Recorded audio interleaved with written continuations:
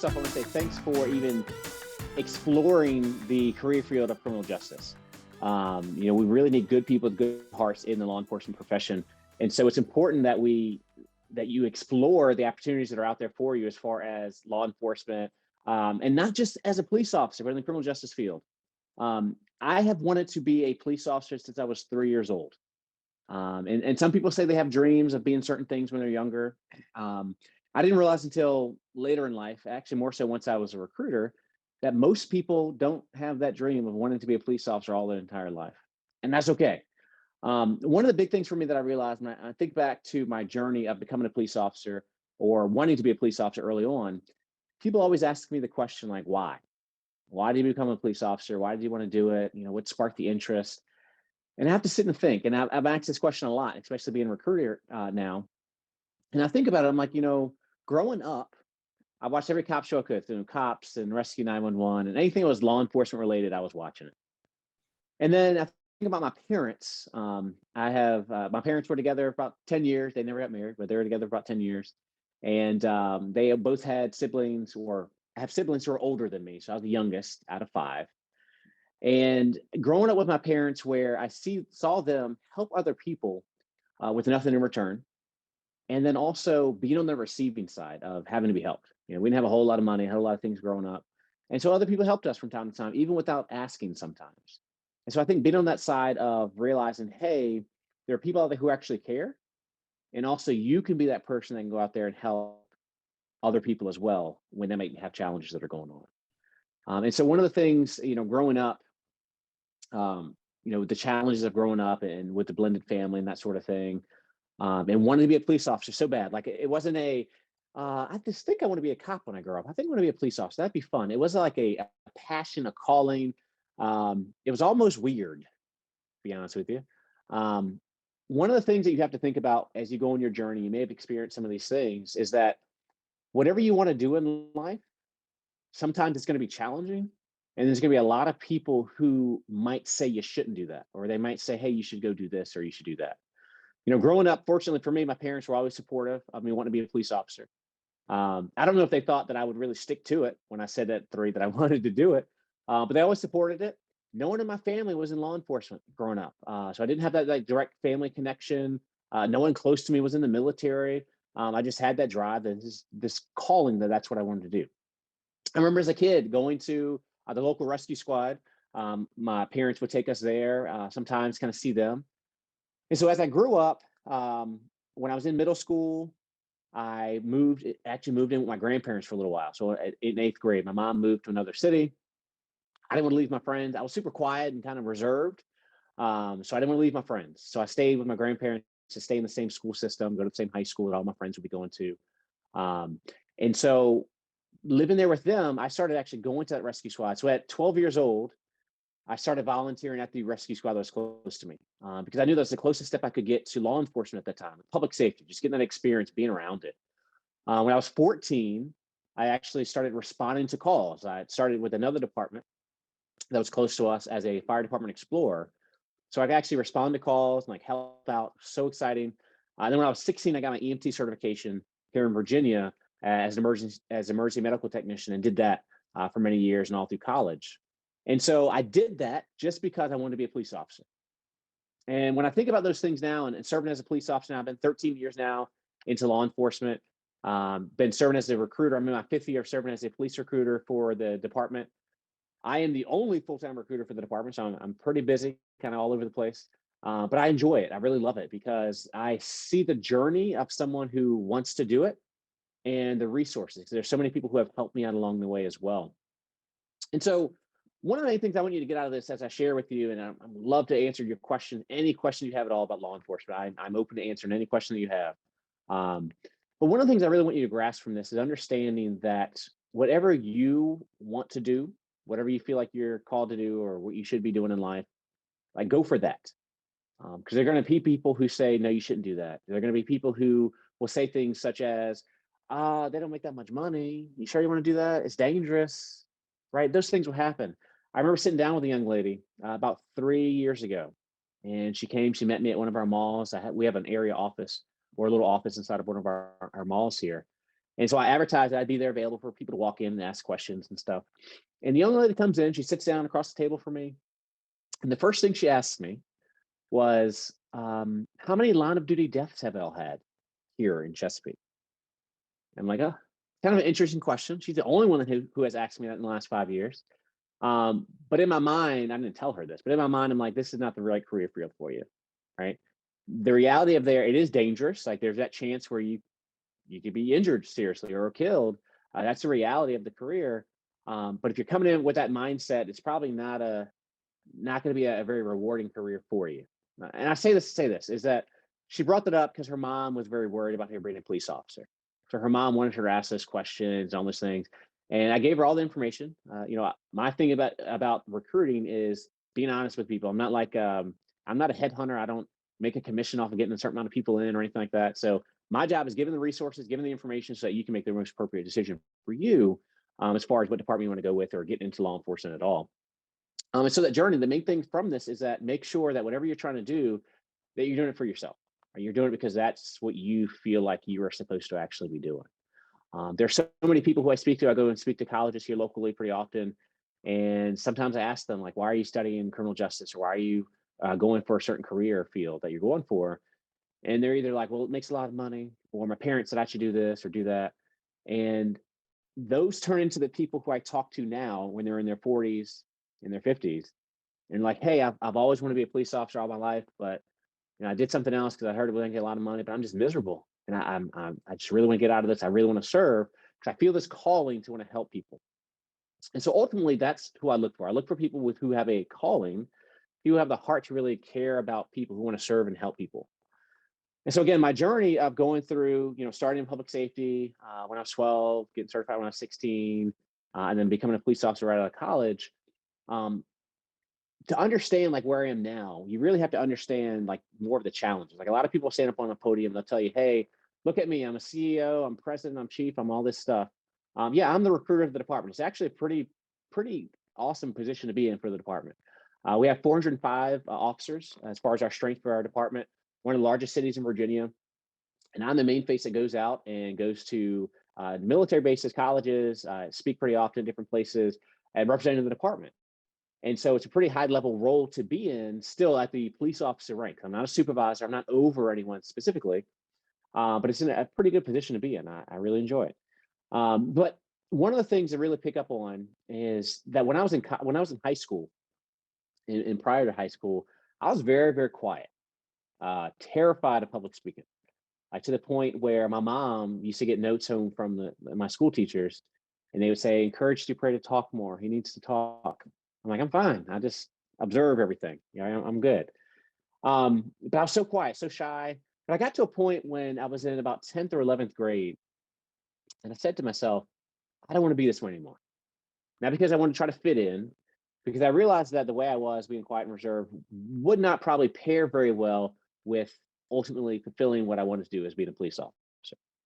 And so, excuse me, that led me to really dive into personal development and like how do we communicate, right? Our body language, those types of things. I bought this book, probably one of the first books I read on my own because I wanted to read it, from cover to cover, about personal development and overcoming challenges and negative self-talk and things of that nature.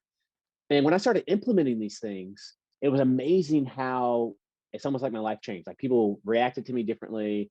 People used to think I was a new student at high school, but I was the same person. I just changed how I was carrying myself. And so those things, doing that, and then going into law enforcement, I started out when I was 21, went to the police academy. So as soon as I could, right out of college. And the academy itself was challenging, right? Learning all the things, physical training, those types of things. It's no joke, like the going to the academy process. And I remember getting out of the academy though, going to field training. And my first field training officer, when I got out of the academy, I had him for about 5 or 6 weeks, and it was a great experience. He was a great guy. We enjoyed. It was fun. It was fun. I learned a lot. He was very relaxed, but I was able to learn, right? And then I transferred over to a second FTO. In most cases, most departments do this. You get kind of a variation of training, and so I had a different field training officer. And I got to tell you, like I was ready to quit. Like after the first week of being with this guy, I didn't tell him this, but I used to go home and be like, I don't think I want to go back. Like it was that bad. Like it was terrible. But I was thinking about it. I'm like, I've all my life, this is what I've wanted to do, be a police officer. And I'm like, am I going to let this one thing stop me from progressing? Like this is just a phase in life right now, like a phase on the journey. Am I going to let this stop me? And I said no. And fortunately, I pushed through it and was able to serve there for a while. I actually started my career with the James City County Police Department, which is located in Williamsburg, Virginia, which is where Busch Gardens is located. And then I transferred to the city of Chesapeake. So Chesapeake, if you're not familiar with Virginia, Virginia Beach borders our city. So Virginia Beach, the tourist area, Virginia Beach, Norfolk, Portsmouth, and Suffolk surrounds our city. But we border the state of North Carolina. So we're right at the border of that. We're right near, from my house to the beach is about 30 minutes or so to the ocean front. So close to the water down here. But I transferred out to this way because I got married, my wife got a job out this way, and so I transferred to the Chesapeake Police Department. But as I think about, and I know Edwin, you kind of mentioned about struggles and journeys and things like that, and I always love to share some things. And I'll answer any questions you'll have, of course, in just a little bit. But I think the biggest struggle for me, to be honest with you, is starting out in really remembering, or let's see, how do I explain this?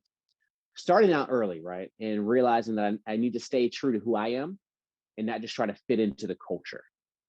I feel like I see that a lot with not just law enforcement, but other professions and places as well, where people will join an organization, join a company, join a place, and no one likes to be like casted out or not looking like they fit in. So they try to just blend in. And so I think one of the things for me is that early on, I didn't realize how to communicate with people very well when I was a very new officer. Not like cursing people out and stuff. Like we don't play that down here. I don't know how you do in New York, but sometimes I would yell at people, and I'll look back and I'm like, did I really need to do that? Right? Nothing to where it was any complaints or anything serious or any violations or anything like that. But it's like, could I have handled that a better way? And when I think back to it, I remember getting into law enforcement and people telling me, oh, you're too nice to be a police officer and things like that.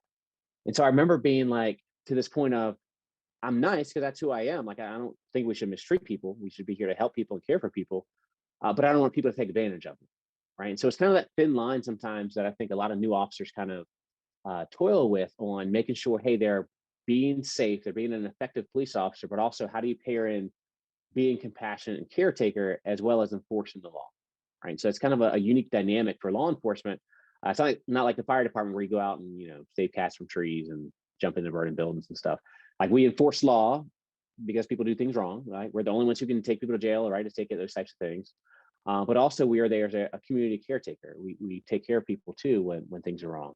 And so having that compassionate heart is important. But I think that's one of the biggest things for me, is making sure, I think more so moving past the challenges of communication and getting better when I communicate with people, and being true to who I am, but still being effective as a police officer.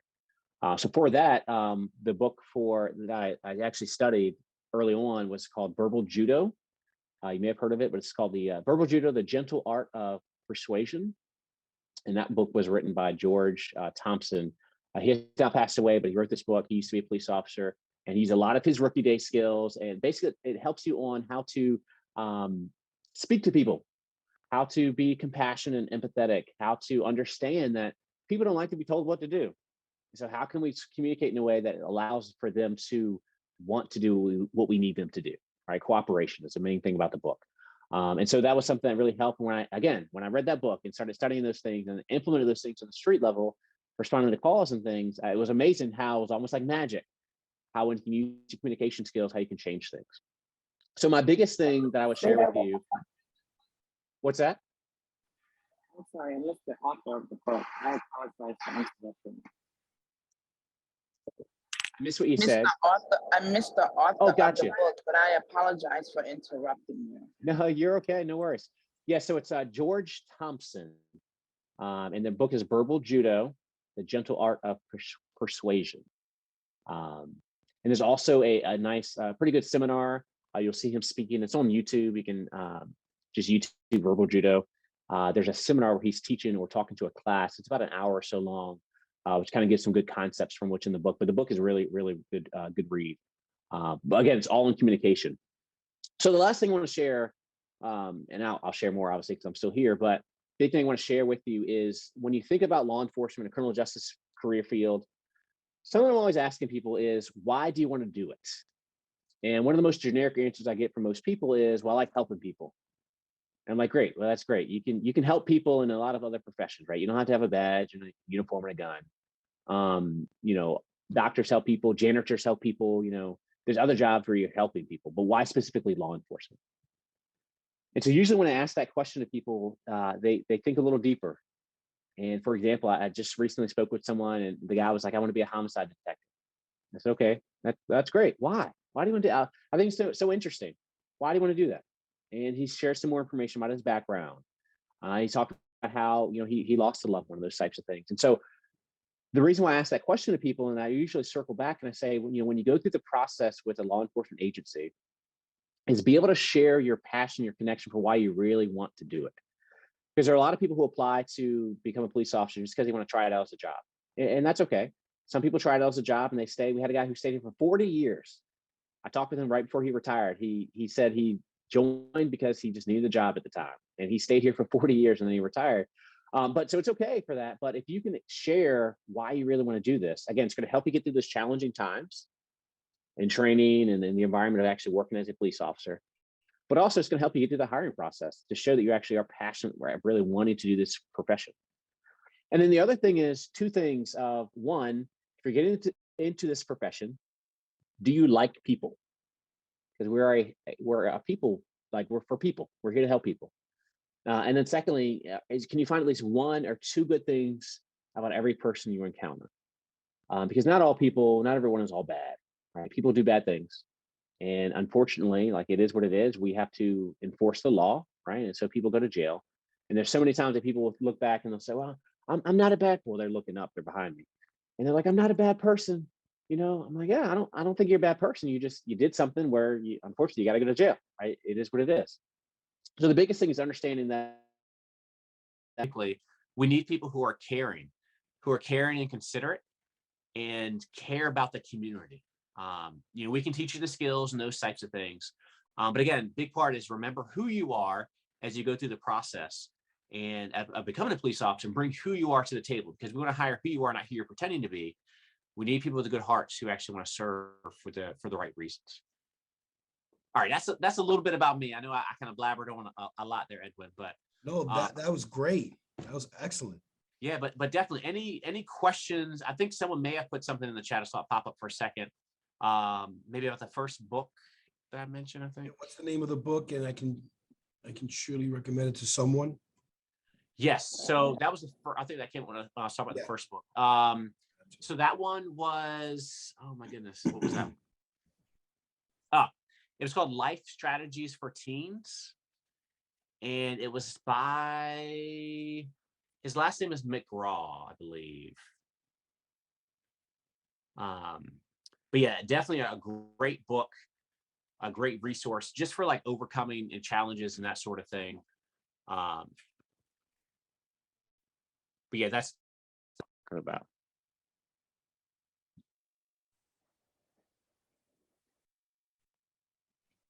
Folks, if you have any questions, concerns, you're more than welcome to write another chat. If you want to, just unmute yourself and you're more than happy to ask. Hi. Just curious. What's your retirement down there? 2022, 25? Yep. So in Virginia, it is 25, age 50 for full retirement. In Virginia, we would actually hire you, whatever department you go for. So we hire you, send you to our academy here in-house for most agencies. Some agencies use a regional academy. But yeah, it's 25, age 50 for retirement. And there's no maximum age for like starting. You have to be just less than 70 to start down here. Yeah. Hi, I have a question. Yeah. So, can you hear me? Okay. I can. So, I was wondering if you could speak on like the differences of being an officer, being on patrol in the city versus somewhere where you are. Okay, good. So very interesting, right? So Chesapeake is obviously not it's not like New York City, right? far as the type. Edwin and I were talking about that earlier. So here, I think one of the main things that's different that you'll realize is, I never worked for a large city like New York. So Edwin, you can always chime in if you have something, if you want to correct me. But No, the you're big thing right. for our community, it's pretty large in Chesapeake. The type of work you'll be doing with is you're a part of the community. So most of our officers actually live in the city of Chesapeake, and most of our officers actually have police cars they take home. So for me, I have a police car that I drive to work, I drive home, I can drive it whenever I want to, whether I'm on duty or off duty. So that's kind of that different atmosphere as far as how we work. In Chesapeake specifically, we have 6 precincts. So you'll be assigned to one of our 6 precincts, and you come to roll call. You drive your car to roll call. You have your patrol. Excuse me. You drive your car to the precinct, your personal car when you start out. You have your roll call, and then you go out and you patrol your streets. For us, you'll have a primary area in the city that you're primarily responsible for, and for 8.5 hours. So we just do 8.5 hour shifts. And you do what you choose to do during your shift hours, right? You have to respond to 911 calls, but besides that, you have the freedom to roam your whole precinct area, talking to the community, go and get coffee, whatever you want to do. Like you're at work as a part of the community, but you're there on call to help people. That's the biggest thing to say, right? Our city, and when you talk about the demographics of how the city is set up and like the types of work that we do, the South Norfolk section of our city, kind of the northern part of our city, it borders the city of Norfolk. And that's one of the more urbanized areas of our city. It's only a 12 square mile radius, but that's the second most populous area for officers as far as how many officers we have assigned there based on the crime rate. So in that area, there's a lot of shootings, there's robberies, accidents, domestics, those types of things that happen on a daily basis, unfortunately.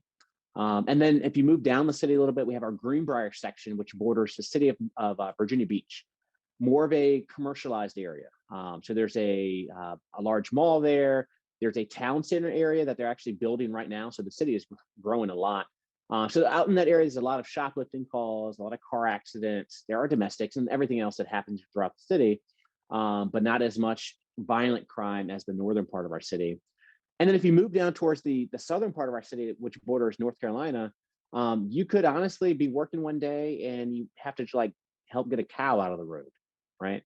But if you're in the other part of the city and you see a cow, something's totally wrong. Like, why is there a cow in South Norfolk? Excuse me. So that's the variation as far as like the work here and like how it is. I know for a lot of people who work for our department, I was actually just mentioning to Edwin earlier, is that, excuse me, we have our second highest or our third highest application rate comes from New York. So first is Virginia, because people who live here, right? North Carolina, because we border North Carolina. And then New York. And most people who apply say they want to move down to Virginia. It's a nicer area. It's not as chaotic as a big city and like the type of policing you'll be doing. The department, again, is only about 405 officers for our full strength. So the chief, it's the kind of department where the chief will know you by your first name. It's not because you're in trouble all the time. It's just how we flow here. It's kind of it's a smaller atmosphere. So you're not going to get lost in the numbers. You'll be assigned to a precinct area where you'll have a captain, a lieutenant, and you have a sergeant who you actually work with every day. And so you'll have like your group of people you always work with when you come to work. But I think the biggest thing compared to a city and us is that you still get to have a lot of fun as far as like responding to calls and the adrenaline rush. We chase cars, we do pursuits, we do all that stuff. But it's also a well enough city where you can actually live here and enjoy the career for a long time because there's variation of work. So when you start out, for us specifically, you go to the academy. Our academy here is about 6 months long. It's primarily Monday through Friday during the daytime. So you would go home each day. You don't actually live at the academy. And then once you graduate, you'll go to field training for about 3 months.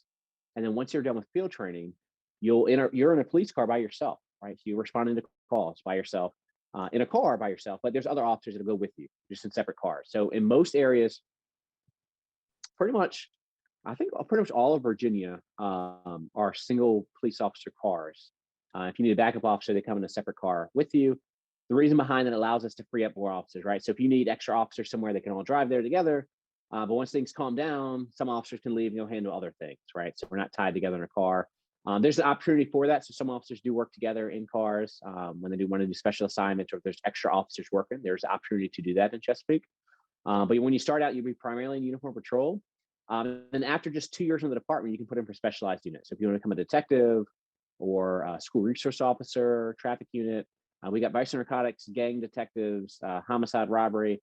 There's a lot of different things to get involved in. So Marine Patrol, dive team, honor guard, pretty much something that you're interested in, you'll most likely be able to find with our agency down here. You just have that variation of work. You're not always doing the same thing. I hope that answers your question. It does. Thank you. All right, you're welcome. Any other questions, folks? Concerns? You can write them in the chat if you're a bit shy. We don't bite here. I used to be shy. Telling you, like, and that's my biggest thing. I tell people, like, you can change and grow to however you need to be. I would have never guessed. Yeah. Oh man. Oh my goodness. Yeah.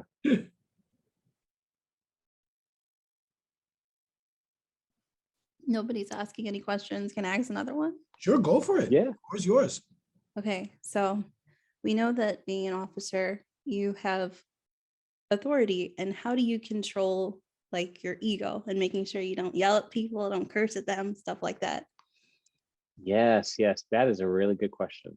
So again, it comes back. Here's the big thing. So EQ, right? Emotional intelligence. Something that most people aren't aware of, right? Kind of thinking about or internalizing your emotions, and when certain things happen, what are your triggers, knowing those things ahead of time, and working through those things. The big thing with law enforcement, and I'm sure you kind of realize it, and the question is kind of based off this, I'm sure, is we respond to a lot of negative situations. Like people can curse at us, people can call us all kinds of names, but we still have to keep our professionalism, right? And deal with what we got to deal with. So from time to time, yeah, people get yelled at. You'll see in the news and stuff where officers curse people out and have your breakdowns and just go crazy. But how do you keep from doing that?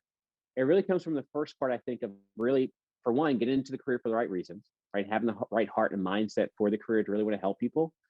But secondly, not taking things personal. Because a lot of times when you respond to a call, you got to remind yourself, they don't know you. People you're dealing with don't personally know you. They just see your uniform. They see your badge.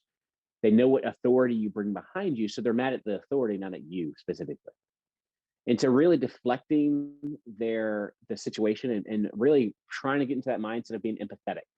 Because everyone responds to emotions or responds to high stress things differently.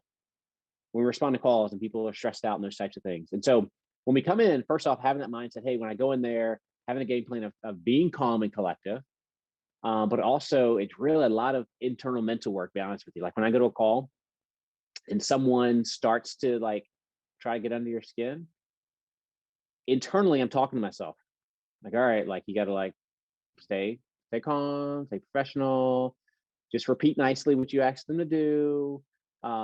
It gets to a point sometimes though, right, where you have to get loud and give good verbal commands, right? You have to do that sometimes, or you might have to obviously arrest people who don't want to go to jail.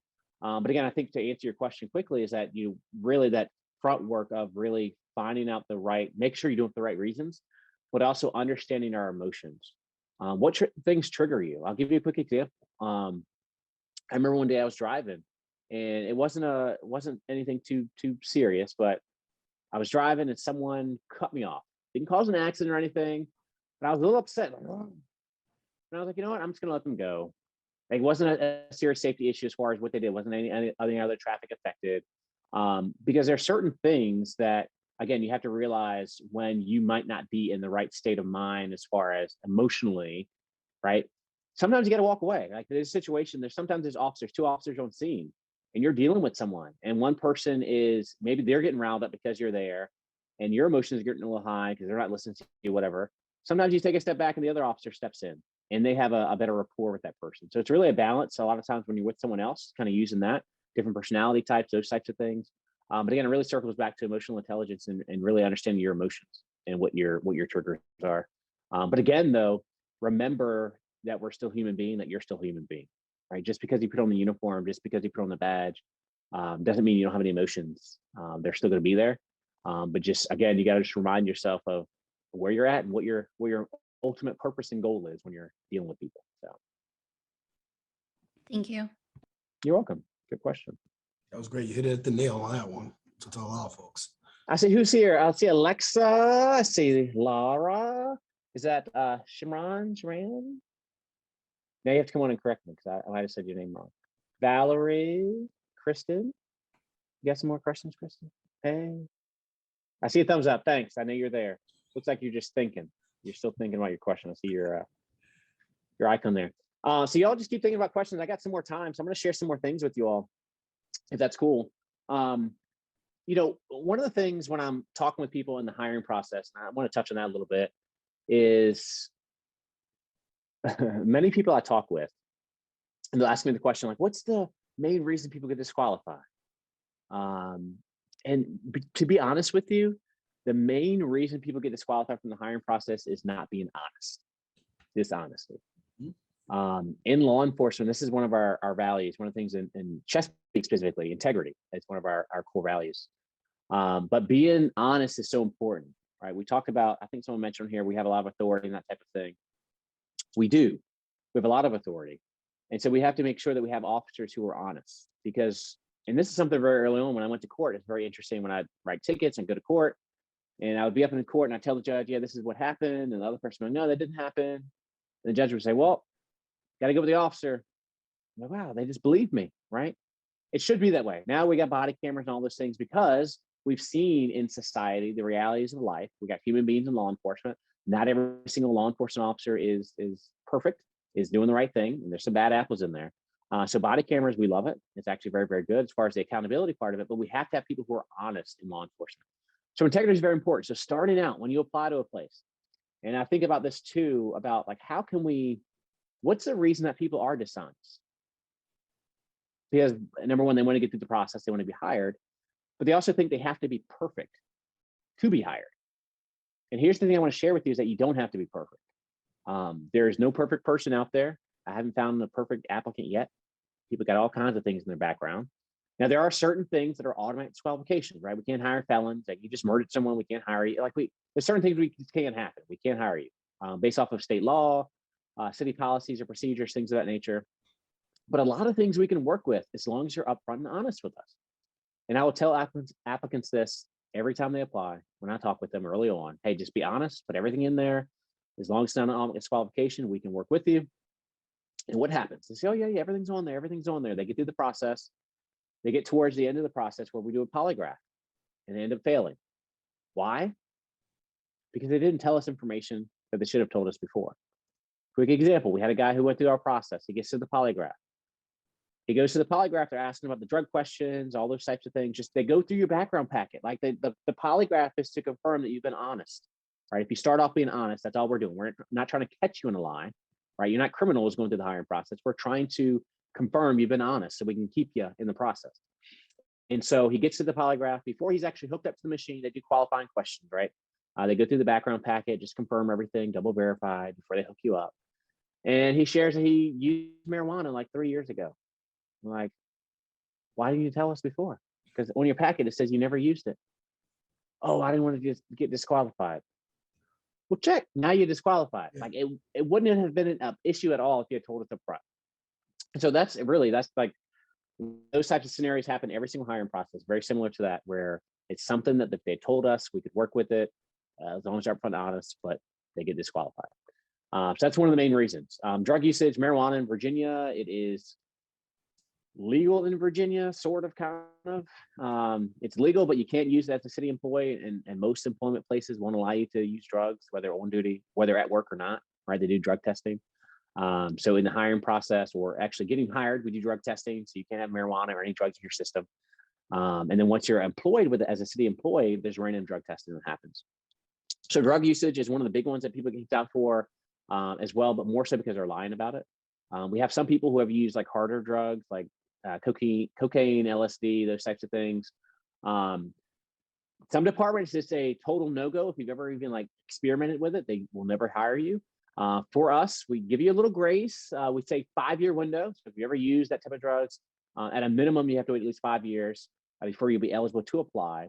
But then still, you got to work through the process. I mean, one of the top ranking people to be hired. But yeah, I mean, drug usage is probably the second most reason why people get disqualified from the hiring process. And then one of the other big ones is physical fitness. There are a lot of people who physical fitness wise, like the job itself is physically demanding. And I want you to think about it this way, is when you call for help, like if you need someone to help you, I don't know, chase someone who just did something bad to your family, or I don't know, protect you or drag you out of a car, whatever it may be, right? Physically need to do something to help you. You want to have someone there who can actually physically do the job. And so, yes, not every officer is like slim and trim. I'm not a bodybuilder. Like, you don't have to be like a bodybuilder to be a police officer, right? But you need to be at least physically fit to be able to run, like do things, because that's a part of our job. People expect us to be able to chase down suspects and those types of things. So physical fitness is important. So in our hiring process, we have a physical fitness course you have to go through. We have be sit and reach, 300-meter sprint, sit-ups, push-ups, mile-and-a-half run you have to complete.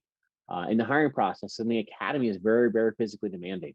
But again, it's just to get the people who really want to do this job for one, but also want people to be safe and healthy to be able to serve for a long time here. But yeah, I mean, that's kind of a few reasons for why people get disqualified for the main point, for the most reasons of when they go through the hiring process with us for the police officer positions. I have a question actually. Yeah. For driving record, I know many agencies require you to have a certain amount of experience on top of having your license. I know we're in New York, many folks don't think of that sort of thing. It takes a little while. I try to encourage folks as soon as possible. Hey, look, I know we're in New York.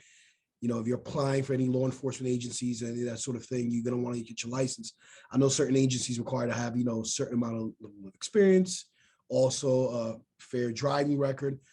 Does Chesapeake kind of, how is their qualifications when it comes to driving record and driving qualifications? Yeah, and that's a good question. Yeah, so our driving record policy. So some agencies do it to where if you have, for Virginia, I'm not sure how y'all do it up there, but if you get a certain amount of tickets, you start getting like negative points on your record. So that's a bad thing. So some agencies will just look at your point value. If you have negative points, then they won't hire you. For us, there's certain things. So if you have a DUI within 3 years, that's going to be a disqualification. If you have more than 2 movement violations within a 12-month period, it'll be a disqualification. But big one though, Edwin, I want to talk about, I'm glad you said that, is driving experience. We don't have anything in our hiring policy where you have to have a certain amount of years of driving experience before you can apply or get hired. You just have to have a valid driver's license somewhere. But here's the thing, and I'm very, very applicable to what you're talking about. We had a guy who, from New York, he applied to work with us down here. And he got his driver's license right before he started. Right before he applied, he got his driver's license so he could apply to the department. And he got into the academy. He was doing just fine in the academy. When we got to the driving portion, he failed out of the academy.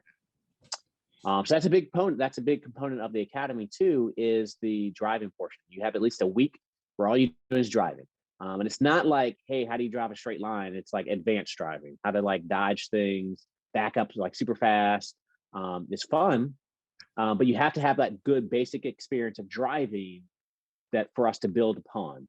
And so for him, unfortunately, he got to that point and he wasn't able to stay up with the driving standards, and he failed out of the academy. For everything in our academy though, like once we hire someone, we're not trying to get rid of people. We hire you, we spend a lot of money. We spend thousands of dollars on each applicant to get them just through the hiring process. And then when we hire you, we actually are paying you a salary to be at work because we want you to be here and train and then hopefully graduate and help us in the streets, right? And help the community. And so for the process for him, he flunked out after, during that week time. So really, really important, get some good driving experience down, driving around before you get hired somewhere with a police agency. Because most agencies, you're going to be driving. I know in New York, there's a lot of walking beats. Am I right? Yeah. Yeah. So Depends. down here, Depends when, back in the day. Depends on what your sergeant's feeling like. oh, there you go. Yeah. So down here, your primary method of travel is in a car. We have cars, we have motorcycles, we have bikes that you ride as well. It's more of an advanced type of thing. It's an extra thing. But you start out driving a vehicle. Most of our vehicles are the Ford Tauruses, the Ford Police Interceptors. We're transferring over to the Ford Utilities, Interceptor Utility, which is basically the Ford Explorer. So that's primarily what our fleet is going to be consisting of. But we have Challengers, we have Mustangs, we have Chargers. Some of them are unmarked as well. And again, when you become a police officer with us, really cool thing is, I don't know of any other agency down here that's like this. Once you get into uniform patrol, you use a marked police car primarily when you're responding to calls and that type of thing. But we also have at least one unmarked vehicle at each precinct. And so you can get in an unmarked vehicle and do like special traffic enforcement or, go be sneaky and do surveillance and like you make your own day. Like it's very, very exciting. You make your own day as far as connecting with the community and that type of thing. But as far as the cars that you drive, most of the cars at the precincts are going to be the Tauruses. We're getting the Ford Explorers now, and they have some unmarked vehicles. Some of them are Ford Explorers. I think we have a couple of old Crown Vics. Those are being phased out. And then I think there's a Charger at one of the precincts as well. But our traffic unit has, all the unmarked cars and that type of thing too. So let me ask you all, what makes you interested in law enforcement? Well, I guess more specifically, what about law enforcement? When you think about law enforcement, are you interested in anything specific? Like, I just love kids and I want to help them forever. Like, I don't know, what is it? Anything? No? Don't be You shy, put in the folks. chat. You write in the chat too. I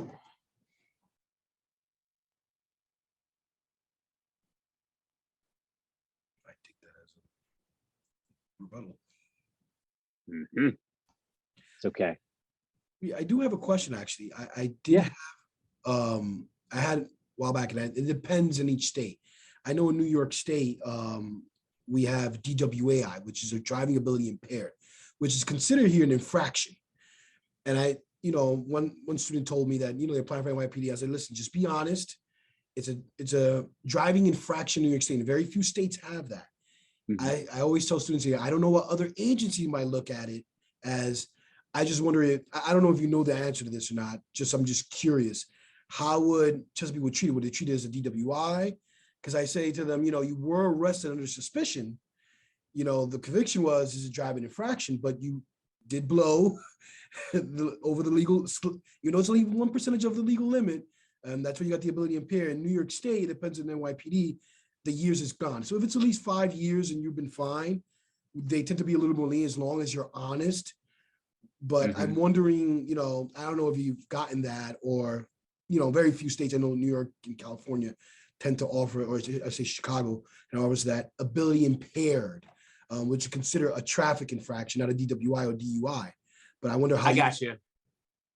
Yeah. So for us, can you still hear me okay? Still hear you. Okay, good. So for us, so if you get a DUI, sometimes they'll reduce it to a reckless driving, to where say it's a lesser charge. Yeah. So I guess it's kind of on par with what you're saying. So it's an infraction. Technically in Virginia, it's a misdemeanor. So it's technically a criminal offense still. Wow, But okay. it goes on your driving record. Yeah. Okay. For us, it's a 3-year window for anyone who has it on their record. Yeah. Any convictions of it. Yeah. I get those questions at times. The students, unfortunately, I understand that, it's more personal. But I always say if NYPD shouldn't be much of an issue as long as you're honest. But other states and other agencies might view it a little bit differently. Yeah. Some But it's agencies interesting are how you have yours. Okay, it's a 3-year window. Charges as a misdemeanor, which is interesting enough here is just a traffic ticket. Just don't get one of those again within 10 years, and then you're in trouble. Yeah. Yep. No, yeah, it'll be like that. The what was I gonna say? I don't know that we've had any issues with anyone coming in. Talked to one guy. So I talked to one guy recently. So sometimes people will say, "Well, I've got a pending charge for DUI." Like one guy I just talked to recently, and I'm like, "Well, technically, it's not a all-night disqualifier because you're not convicted of it, but we're not gonna be able to process you until we figure out this disposition that, are you guilty or not?" But it'll be a 3-year window if not. One thing too, though, that a lot of agencies disqualify people for is tattoos, right? Some agencies, and I've been to a lot of recruiting trainings with other agencies and stuff, and some agencies, if you have a tattoo, whether they can see it or not, they will not hire you. Like, what in the world? And then some agencies will say, well, we allow tattoos, but they just have to be covered up when you're working. And then there's other agencies like ours where they're like, hey, if you got tattoos, it's okay. Like there's no specific policy on it. You can have a full sleeve. You can have tattoos on your hands or your neck. And it's okay. You don't have to cover it when you go to court, which is nice. That's one of the big reasons for a lot of people. Some people transfer in or they come to our department specifically because they already have tattoos. They want to be a police officer. Right? It doesn't make them not be a good police officer just because they have tattoos. And so, unfortunately, there's a lot of still traditional thinking on things in law enforcement. Again, here, we're allowed to have beards now. We just started that 2 years ago, I think, for Chesapeake, where a lot of agencies still are like, no beards in uniform. I usually wear a uniform. Today's Friday, so I get to dress down since I'm in the office today. But yeah, that's one big thing too to think about when you're applying to agencies. Each agency is different. Again, the core values, I touched on one of ours, integrity, but professionalism, community service, community service, integrity, professionalism, and respect are our core values. And so one of the big things too, when you're looking at agencies to go to, whether it be an agency, a company, a business, wherever you want to do, whatever you want to do in life, is making sure your values, what are they first, figure out what do you value in life, and then make sure your values align with that organization you're going for, going to get connected with. But yeah, what else? What are the questions y'all have? We have a couple of minutes left. I have a folks, so there's question. a chance. Hi, I have a Okay. question. Hey. If you mind sharing, what was your greatest mistake during the job and what did you learn from it? What is my greatest mistake? Oh, let's see. I'll tell you this. So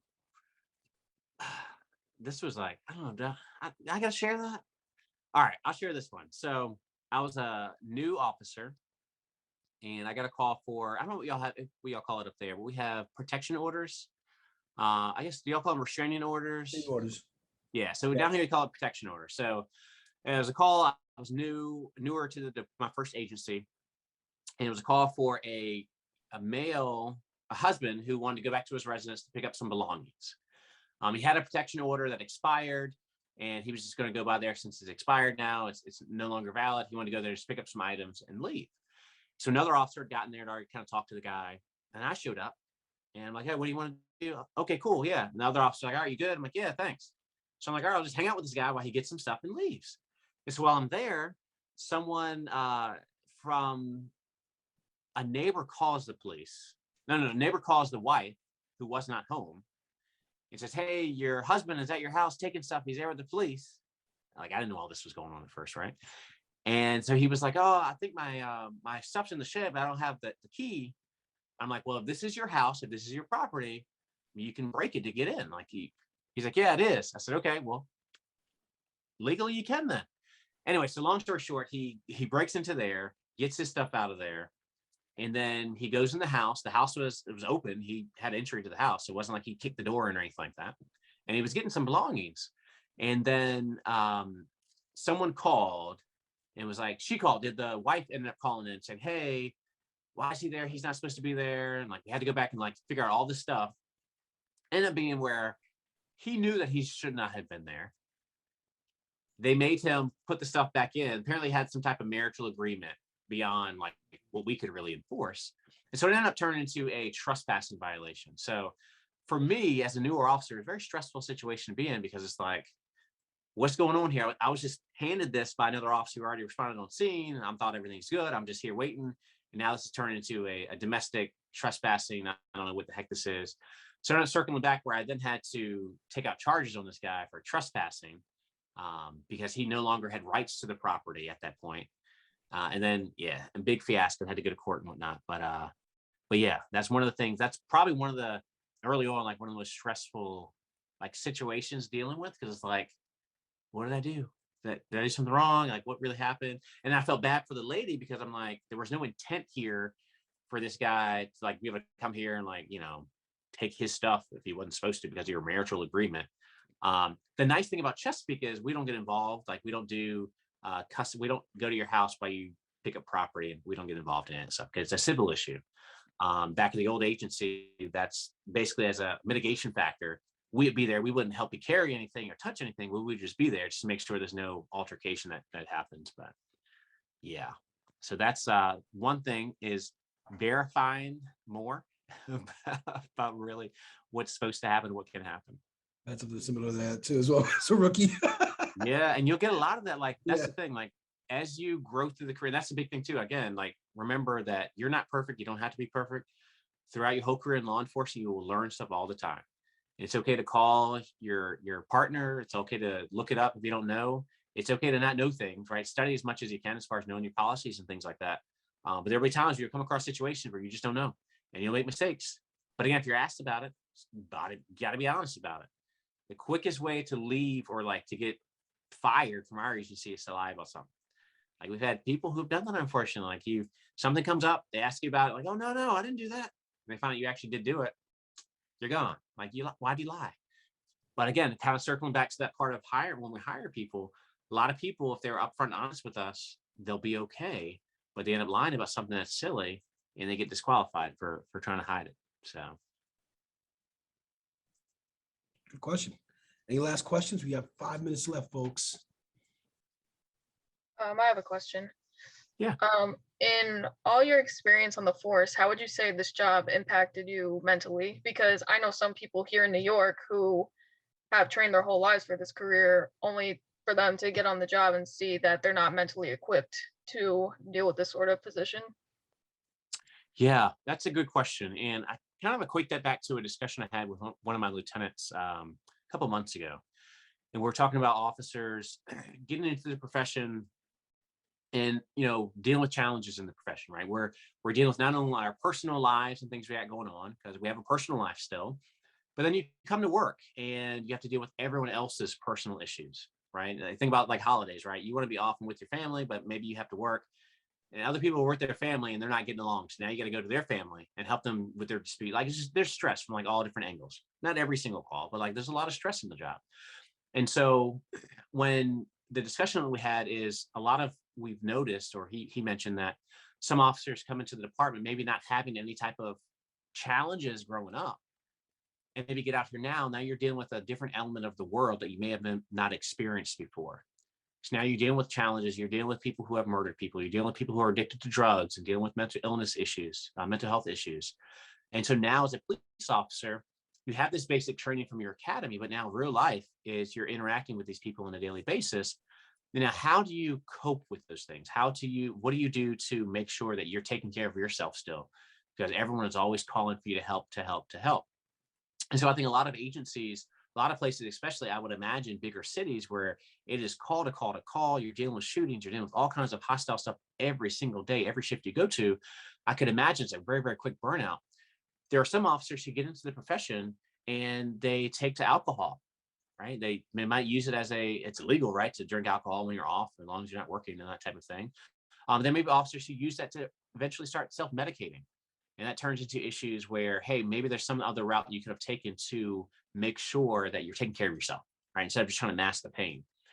And so the discussion that we had, the brief discussion we had about this was that, some officers who work in law enforcement have had different challenges growing up, whether it be domestic situations in their home or different family life situations where they have different coping mechanisms that have been set up. Maybe that may help them a little bit better as a police officer when they deal with different stresses in the job. And so I think that's the big thing, is that one of the things where our agency is, we have a peer support team. In our academy, we talk about health and wellness. We talk about emotional intelligence, emotional survival, all of those things to help officers really help set themselves up emotionally, mentally for the job. And I think fortunately for Chesapeake, I know y'all are not familiar too much with this area, is that we are ranked one of the safest cities in America. And the way our city is set up, it's pretty large, but we are surrounded by other cities. And we have one city where Norfolk, we have an officer who I was with last week at a recruiting event who transferred in from that agency. And he was telling me, and which I didn't realize, but he was telling me that when they came to work, he worked midnight shift. When they came to work at 6 p.m., they would already have 30 calls holding. And so when he got in his car to go to work, it was just call all night long. Whereas, and I can imagine quick burnout with that, because I don't know who can go like that, like the Energizer Bunny. Like, it's super fun when you think about law enforcement and getting in and really want to go and like chase people and get people and arrest people and like do things to help the community and like have fun. Like, you want to be busy. Like, I remember as a new officer, like wanting to just go out there and just like light up the world, like do your work. But it gets to a point, like how long can you stay at that constant pace? So one of the stressors to think about with law enforcement is that when we're out and about, whether you're responding to a call or not, that situational awareness is always there. So you're at a different heightened level of awareness as a police officer, because you're thinking about 360, making sure no one's trying to, come and do any harm to you, those types of things. But again, for us, I think starting out in the academy, we talk about mental health and awareness. My nose is kind of stopped up, so I'm getting all tongue tied here. I'm with you, buddy. My allergies have been like kicking me up. And so that's one of the things we try to set them up for. But unfortunately, and be honest with you, there are some officers who still get into the profession and it's not what they expected, right? It's more than what they really expected. And so that's one of the things I like to share with people is that you don't really, it's not all about, just chasing people and having fun. There's a lot of stressors that come with the job as well, because there's a lot of authority that we have. There's a lot of report writing. There's a lot of accountability with the job. So I think the big thing as far as answering your question is that the challenges are there. We set up officers here specifically in our training to let them know, hey, this is the things you'll be dealing with. We have peer support and those things available, but challenges happen. Those things come up. And so working through those things, we help out each other. And one of the big things now that's really been pushed out more, not just in our agency, but law enforcement, public safety, military, is we got to look out for each other. And it's okay to say that you're not okay. Like, again, going back to when I first started, like, we're human beings. No one's perfect. We all deal with different things. We have good days, bad days.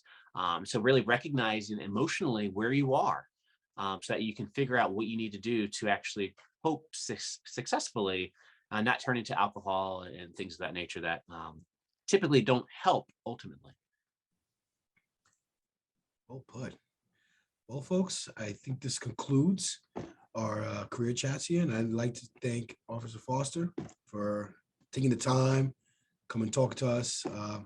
Definitely was enlightening. Your approach is amazing. Definitely got to have you more. So we got to stay in touch. I love that. Definitely got to stay in touch. Yeah, I appreciate it. Yeah, I really, really do appreciate it. Anything you need on my end, more than happy to reach out. But again, folks, thank you so much. Hope you enjoy all your weekend. And Officer Foster, thank you for your continued service. Yeah. And hope You're welcome. Here. One last thing. Yep. No, you're welcome. I appreciate it. You're welcome to share my contact info with them as well. My cell phone number, email. I'll be glad to work with you. I'll help you out in any way I can. I've helped out. Don't tell anybody, but I've helped out many people get jobs other places in the United States too. So I love help people getting jobs in law enforcement. So all right. So folks, I'm gonna put in the chat real quick my email address. So if you want to email me and you'd like to get Officer Dupree's Officer Foster say information, reach out to me. I want to see if you're interested. There you go. Out there, so that's a good test. But with that said, thank you so much. Really do appreciate it.